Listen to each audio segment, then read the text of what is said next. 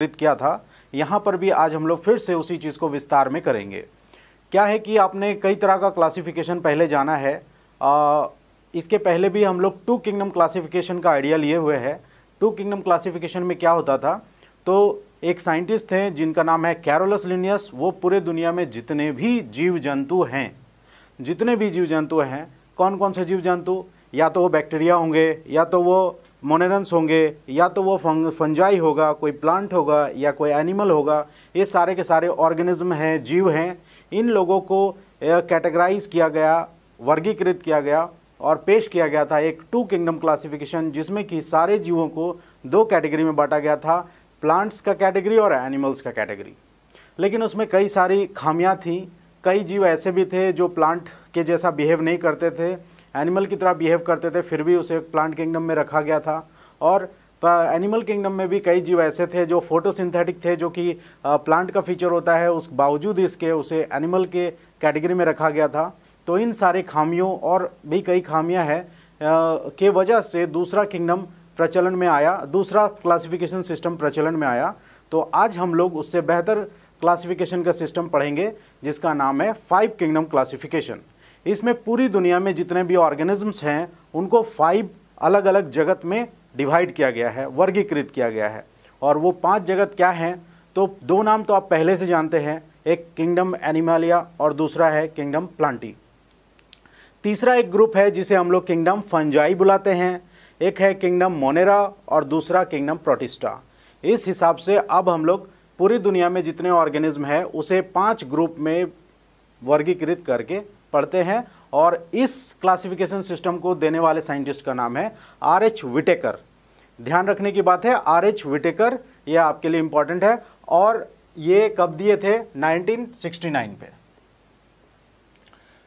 तो चलिए देखते हैं कि विटेकर ने इस 5 किंगडम क्लासिफिकेशन करते समय किन बातों को ध्यान में रखा और किन गुणों के आधार पे इनको वर्गीकृत किया है, और जो 5 किंगडम है उनके क्या क्या कैरेक्टरिस्टिक्स हैं और कैसे जीव किस जगत से बिलोंग करते हैं, किस आधार पे बिलोंग करते हैं, वो सारा डिटेल करते हैं हम लोग। तो पहले तो एक नज़र आप इसे ध्यान से देखिए। हमारे सामने एक ग्राफिकल रिप्रेजेंटेशन है, साथ यहाँ पे हम लोगों ने दर्शाया है। एक ख़ास चीज़ उन्होंने ध्यान रखा था कि पहले के जो क्लासिफिकेशन थे उसमें एक चीज़ का काफ़ी कमी था, जो था कि इवोल्यूशनरी रिलेशनशिप, यानी कि हमारा जो विकास हुआ है, यानी इवोल्यूशन हुआ है, हम लोग लोअर ऑर्गेनिज्म से हायर ऑर्गेनिज्म बने हैं।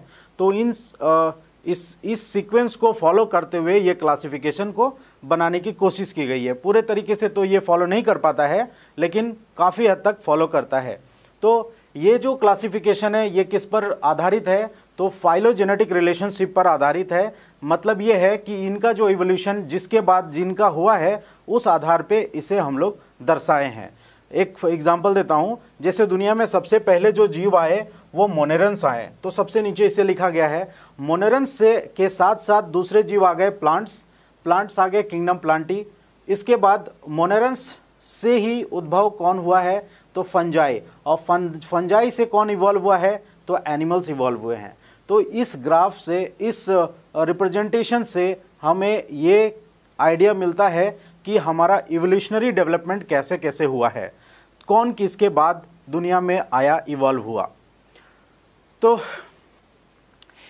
ये 5 किंगडम कौन कौन से हैं, सबसे पहले हम लोग ध्यान दे देते हैं। सबसे पहला किंगडम हमारा है किंगडम मोनेरा। इसके बारे में डिटेल करेंगे, पहले नाम देख लेते हैं हम लोग। पहला है किंगडम मोनेरा और दूसरा है किंगडम प्रोटिस्टा। ये जो बॉक्स, ये जो सर्किल बनाया है, ये प्रोटिस्टा के लिए है। तो ये किंगडम प्रोटिस्टा है। और किंगडम प्रोटिस्टा के बाद किंगडम प्लांटी है, किंगडम फंजाई है और किंगडम एनिमालिया है। तो पहला तो ये हो गया, दूसरा ये हो गया, तीसरा यहाँ है, चौथा यहाँ है, पांचवा यहाँ है। तो इस तरीके से ये 5 किंगडम है। और दुनिया में जितने भी जीव हैं, आप जिस जीव को नेकेड आई से देख सकते हैं वो भी, और जिनको आप नहीं देख सकते हैं वो भी यहाँ पर रखे गए हैं। तो देखिए, एक बात हम लोग कैटेगराइज कर लेते हैं कि किन जीवों को आप नेकेड आई से, खुली आंखों से, बिना किसी उपकरण के मदद से अब देख सकते हैं। तो देखिए, यहाँ किंगडम प्लांटी है, इसे देखा जा सकता है कुछ प्लांट्स को छोड़कर, जो कि एल्गी हैं। यहाँ पर फंजाई, इसमें भी कुछ फंजाई को छोड़कर बाकी को आप खुली आंखों से देख सकते हैं। और यहाँ एनिमलिया, लगभग सारे जीवों को यहाँ खुली आंखों से आप देख सकते हैं।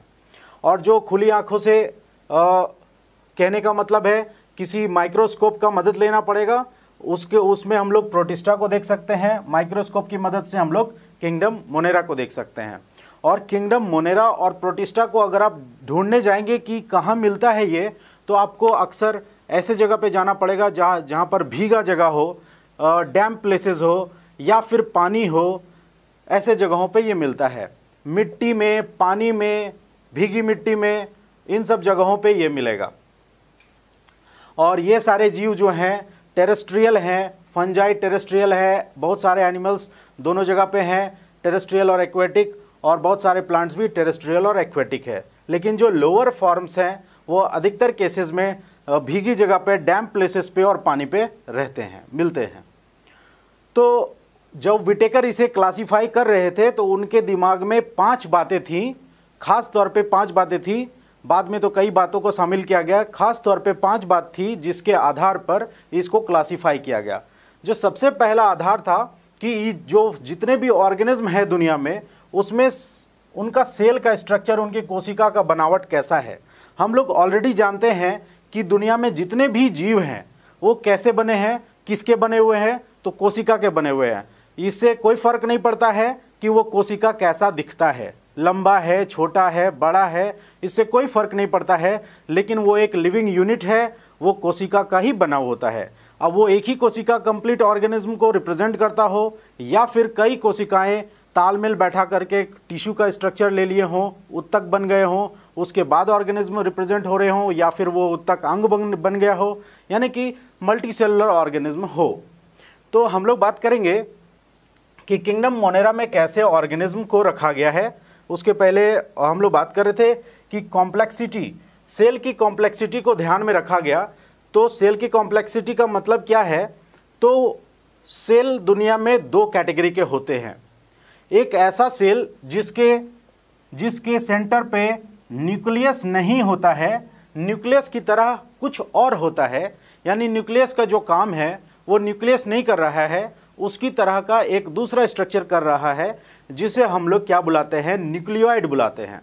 तो यहाँ पर दूसरे भी, आप जब सेल पढ़े होंगे तो उस समय आपने जाना होगा कि कोशिका में बहुत सारे सेल ऑर्गेनेल्स होते हैं। उनमें से कई ऑर्गेनेल्स जो होते हैं मेम्ब्रेन बॉन्ड होते हैं, उनमें झिल्ली होता है, जैसे कि माइटोकॉन्ड्रिया, उसमें डबल झिल्ली होता है, क्लोरोप्लास्ट उसमें डबल झिल्ली होता है, लाइसोसोम उसमें सिंगल झिल्ली होता है, राइबोसोम उसमें कोई भी झिल्ली नहीं होता है, नेकेड होता है, और उसी तरह एंडोप्लाज्मिक रेटिकुलम उसमें डबल झिल्ली होता है। तो कई ऑर्गेनेल्स ऐसे हैं जिनमें झिल्ली है, और कुछ ऐसे हैं जिसमें कि झिल्ली नहीं होता है, जिसका एक एग्जाम्पल हम लोगों ने लिया, क्या, राइबोसोम।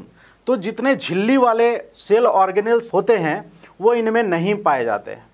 तो ऐसा कोशिका जिसमें कि झिल्ली वाले सेल ऑर्गेनेल नहीं मिलते हों, सिर्फ बिना झिल्ली वाले यानी कि राइबोसोम मिलता हो, और साथ में यहाँ न्यूक्लियस भी ना मिलता हो, उसकी जगह पे न्यूक्लियोइड दूसरा बिना मेम्ब्रेन से घिरा हुआ जेनेटिक मटेरियल हो, जिसे न्यूक्लियोइड हम लोग कह रहे हों, तो ऐसा एक कोशिका। और दूसरी तरफ एक ऐसा कोशिका जिसमें कि पूरी तरीके से न्यूक्लियस का भी निर्माण हो गया हो, वहाँ पर माइटोकॉन्ड्रिया भी हो, वहाँ पर एंडोप्लाज्मिक रेटिकुलम भी हो, वहाँ पर लाइसोसोम भी हो, राइबोसोम भी हो, और वहाँ पर क्लोरोप्लास्ट या प्लास्टिड भी हो। ये सारे स्ट्रक्चर्स जब मौजूद रहते हैं तब एक मुकम्मल कोशिका सेल ये कहलाता है। उस केस में हम लोग इसे यूकैरियोट्स बुलाते हैं, और जिसमें इन सब चीज़ों का अभाव होता है, एब्सेंस होता है, उनको हम लोग प्रोकैरियोट्स बुलाते हैं। आप इसके बारे में ऑलरेडी आइडिया ले चुके होंगे कोशिका चैप्टर में। तो यहाँ पर हम लोग उसी चीज़ को रिलेट कर रहे हैं कि देखिए दुनिया में जितने ऑर्गेनिज्म हैं वो सब तो सेल के बने हैं। उसके बाद भी सेल 2 तरीके का होता है, एक होता है प्रोकैरियोट, दूसरा होता है यूकैरियोट्स। तो जो प्रोकैरियोट्स वाले हैं उसको हम लोग एक अलग कैटेगरी दे दिए। तो दुनिया में जितने भी प्रोकैरियोटिक कोशिका वाले ऑर्गेनिजम्स हैं वो देखे गए हैं कि वो सिर्फ एक कोशिका के ही बने हैं, उसमें कोई भी मल्टीसेलुलर ऑर्गेनिज्म आज तक नहीं मिला है। तो यूनिसेलुलर साथ में प्रोकैरियोटिक कोशिकाओं का एक समूह है जिसे हम लोग क्या बुलाते हैं, किंगडम मोनेरा बुलाते हैं। ये प्रिमिटिव ऑर्गेनिज्म है। दुनिया में सबसे पहले जो जीव आया वो इसी कैटेगरी का था, वो इसी जगत से बिलोंग करता है। अब इसके कुछ इंटरेस्टिंग एग्जाम्पल को लेते हैं। जैसे इसमें एक कैटेगरी है माइकोप्लाज्मा, ये सबसे छोटे कोशिकाओं में गिना जाता है माइकोप्लाज्मा। इसका एक नाम है, एग्जाम्पल है PPLO। PPLO इसको हम लोग कहते हैं प्लूरोनिमोनिया लाइक ऑर्गेनिज्म। इसमें क्या है, इसमें सेल वॉल नहीं होता है और ये काफ़ी छोटा ऑर्गेनिज्म है, ये हमारे में डिजीज भी फैलाता है। और माइकोप्लाज्मा एक कैटेगरी हो गया। दूसरा जो किंगडम मोनेरा से बिलोंग करता है वो है बैक्टीरिया। आप बैक्टीरिया काफ़ी सुने होंगे। दुनिया में जितने भी बैक्टीरिया हैं वो किसी भी तरह का बैक्टीरिया हो, या तो वो आर्की बैक्टीरिया हो, यू बैक्टीरिया हो, साइनोबैक्टीरिया हो, कोई भी बैक्टीरिया हो, वो सारे के सारे किससे बिलोंग करेंगे, किंगडम मोनेरा से बिलोंग करेंगे। और सब में क्या कॉमन होगा, तो प्रोकैरियोटिक नेचर कॉमन होगा। यानी कि ये सारे यूनिसेलुलर ऑर्गेनिज्म हैं जिनका भी मैं यहाँ नाम लूंगा और वो सारे के सारे क्या कहलाएंगे, में वो मोनेरन्स कहे जाएंगे। इसके बाद बैक्टीरिया का कुछ एग्जाम्पल में है, आप एक टेटनस आपने सुना होगा बीमारी, उसके लिए कौन जिम्मेवार होता है, कोलोस्ट्रिडियम नाम का बैक्टीरिया, कोलोस्ट्रिडियम टेटनी, और कई बीमारियां और होती हैं, आगे हम लोग बात करेंगे।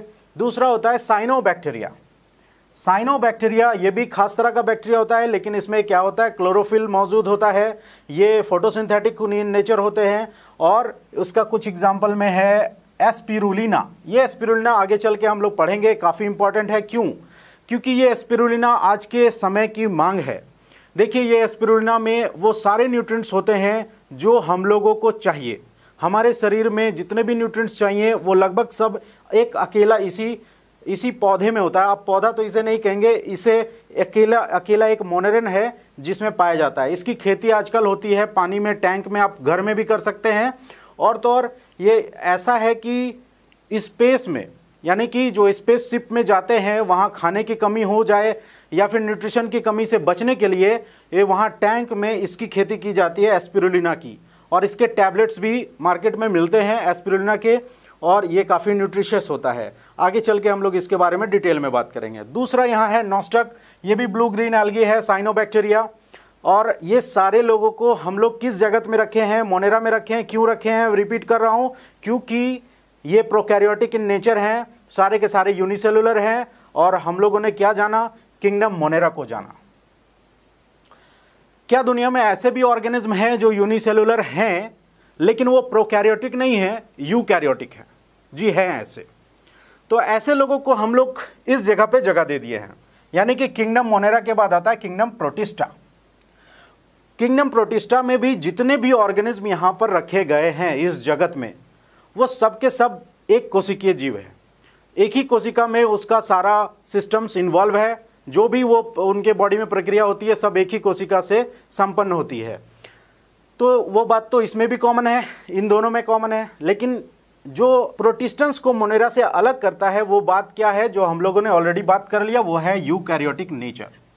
और यूकैरियोटिक नेचर है तो उससे क्या यहाँ पर सूचना आती है, पहली सूचना की यहाँ पर न्यूक्लियस जो होगा वेल डिफाइंड होगा, यानी कि न्यूक्लियर मेम्ब्रेन होगा, एक मुकम्मल न्यूक्लियस होगा। साथ ही साथ वैसे सारे ऑर्गेनेल्स होंगे जिनके बारे में हम लोगों ने बताया कि यहाँ नहीं होगा। यानी कि यहाँ पे एंडोप्लाज्मिक रेटिकुलम भी होगा, यहाँ माइटोकॉन्ड्रिया भी होगा, यहाँ प्लास्टिड भी होगा, यहाँ लाइसोसोम भी होगा, यहाँ राइबोसोम भी होगा। यहाँ पर वो सारे ऑर्गेनेल्स होंगे जो कि यहाँ पर नहीं थे, और साथ में वैसे भी ऑर्गेनेल होंगे जो यहाँ पर थे। सिर्फ एक चीज़ है कि यहाँ न्यूक्लियोइड कहा जा रहा था, अब उसी चीज़ को यहाँ पे हम लोग न्यूक्लियस नाम देंगे। तो ये एक एडवांस कोशिका हो गई, किसके मुकाबले, तो मोनेरन्स के मुकाबले। लेकिन दोनों में समानता क्या है कि इस जगत में भी सारे यूनिसेलुलर ऑर्गेनिजम्स को रखे गए हैं और इसमें भी सारे यूनिसेलुलर ऑर्गेनिजम्स को रखे गए हैं। अब इसके कुछ ग्रुप्स का नाम देख लेते हैं, कौन कौन से और ग्रुप हैं इसमें, समूह हैं, सब समूह।